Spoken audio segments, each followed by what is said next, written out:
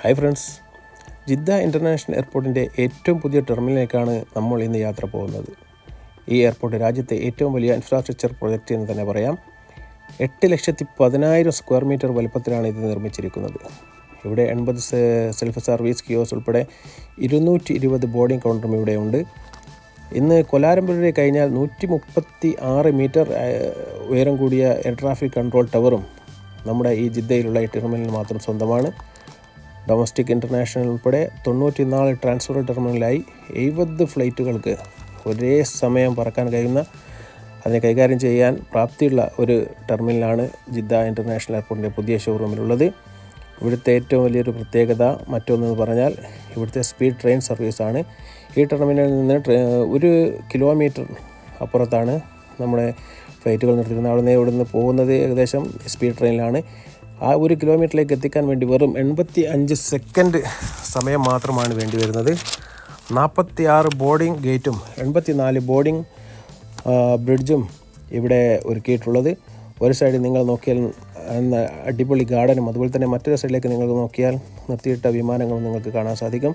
എയർപോർട്ടിൻ്റെ ഏറ്റവും വലിയ ഒരു ആകർഷണം എന്ന് പറഞ്ഞാൽ ഇന്ന് ലോകത്ത് ഏറ്റവും വലിയ എയർപോർട്ട് അക്വേറിയം എന്ന് Jeddah international airport south terminal മാത്രം സ്വന്തമാണ്. 2035 ആവുന്നതോടെ ഒരു വർഷം ഏകദേശം 8 കോടി യാത്രക്കാരെ ഉൾക്കൊള്ളാനുള്ള കഴിവ് നമ്മുടെ ഈ എയർപോർട്ടിന് മാത്രം സ്വന്തമായിരിക്കും. ഗൈസ്, നിങ്ങൾക്കിതപ്പോൾ കാണാൻ കഴിയുന്നത് ഈ എയർപോർട്ടിൻ്റെ ഉള്ളിലുള്ള ടെർമിനലിൻ്റെ പ്രധാനപ്പെട്ട ഭാഗങ്ങളാണ് ഞാൻ നിങ്ങളുടെ മുമ്പിലേക്ക് എത്തിക്കുന്നത്. ബാക്കി ഭാഗം നിങ്ങൾക്ക് കാഴ്ചയിൽ കാണാമെന്ന് ഞാൻ പ്രതീക്ഷിക്കുന്നു.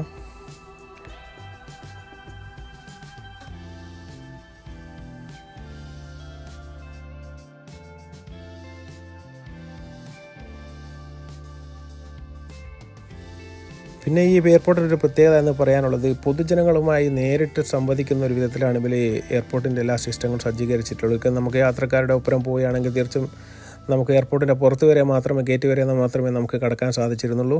ഇപ്പോൾ അങ്ങനെയല്ല ഗൈസ്. ആർക്ക് വന്നാലും ഒരു യാത്രക്കാരുടെ അവിടെ ബന്ധുക്കളുടെ ഒപ്പം നമുക്ക് അവർക്ക് ബോഡി പാസ് വാങ്ങിക്കൊടുത്ത് അവിടുത്തെ പെട്ടിയും കാര്യങ്ങളും എല്ലാം അവിടെ വെയിറ്റൊക്കെ നോക്കിയതിന് ശേഷം അവർക്ക് ബോഡി പാസ് വാങ്ങി അവരെ നമുക്ക് എയർപോർട്ടിലേക്ക് കയറ്റി വിടുന്ന സമയം വരെ നമുക്ക് എമിഗ്രേഷൻ കൗണ്ടർ വരെ നമുക്ക് പോകാൻ സാധിക്കുന്നതാണ്. അതുകൊണ്ട് തന്നെ യാതൊരു ബുദ്ധിമുട്ടും ഇപ്പോഴത്തെ അവസ്ഥയില്ല.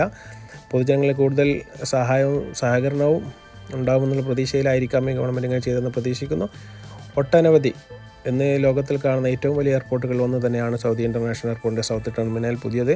തീർച്ചയായിട്ടും ഇവിടെ വന്നാൽ നിങ്ങൾക്കും നല്ല യാത്രാനുഭവമായിരിക്കും വിചാരിക്കുന്നു. അതുപോലെ തന്നെ ലോകത്തിലേക്ക് ഏറ്റവും വലിയൊരു അക്വേറിയം ഞാൻ പറഞ്ഞിരുന്നു. അക്വേറിയത്തിൻ്റെ ഒരു വീഡിയോ ഞാൻ സെപ്പറേറ്റ് ചെയ്യുന്നുണ്ട്. അതുകൊണ്ടാണ് ഈ വീഡിയോയിൽ നിങ്ങൾക്ക് ഞാനത് കാണിച്ചു തരാത്തത്. തീർച്ചയായിട്ടും അക്വേറിയമായ ഒരു വീഡിയോ ഞാൻ വരുന്നുണ്ട്. തീർച്ചയായിട്ടും ഈ എയർപോർട്ടിൻ്റെ വീഡിയോ നിങ്ങൾക്ക് ഇഷ്ടപ്പെടുന്ന ഞാൻ പ്രതീക്ഷിക്കുകയാണ്. ബാക്കി ഭാഗം നിങ്ങൾ നമ്മുടെ വീഡിയോയിൽ കണ്ട് മനസ്സിലാക്കുക ഗൈസ്. ഈ വീഡിയോ നിങ്ങൾക്ക് ഇഷ്ടപ്പെടുകയാണെങ്കിൽ തീർച്ചയായും നിങ്ങൾ അവസാനം വരെ കാണുക. അതുപോലെ തന്നെ നിങ്ങൾ ലൈക്ക് ചെയ്യുക, ഷെയർ ചെയ്യുക, കമൻറ്റ് ചെയ്യുക. അതുപോലെ തന്നെ നിങ്ങളുടെ ഫ്രണ്ട്സിനൊക്കെ ഈ വീഡിയോ അയച്ചു കൊടുക്കുക. അതുപോലെ തന്നെ നിങ്ങൾ കാണിക്കാനുള്ളത്, ഞാൻ ജസ്റ്റ് ഒന്ന് അവിടുത്തെ ബാത്റൂമിൽ കയറി നോക്കി ക്ലീൻ ആണോ എന്നറിയാൻ വേണ്ടി. ജസ്റ്റ് വളരെ നീറ്റ് ആൻഡ് ക്ലീൻ ആണ് ഗൈസ്. ഓരോ സെക്കൻഡിലും വിത്തിൻ 1 കസ്റ്റമർ കയറി ഇറങ്ങിക്കഴിഞ്ഞാൽ അപ്പോൾ തന്നെ, തീർച്ചയായിട്ടും നമ്മുടെ നാട്ടിൽ അതുപോലെ തന്നെയാണ്. തീർച്ചയായിട്ടും അടിപൊളി സ്മെല്ലും കാര്യങ്ങളും അതുപോലെ തന്നെ നല്ല ക്ലീൻ ആൻഡ് വൃത്തിയൊക്കെ ഉള്ള എല്ലാവരും ബാത്റൂമാണ്. ജസ്റ്റ് ഞാനൊന്ന് കയറി ജസ്റ്റ് ഒന്ന് നോക്കിയെന്ന് മാത്രം. അതും ഈ വീഡിയോ ഉൾപ്പെടുത്തിയതാണ്. തീർച്ചയായും നിങ്ങൾക്ക് നോക്കിയാൽ കാണാം ഗൈസ്.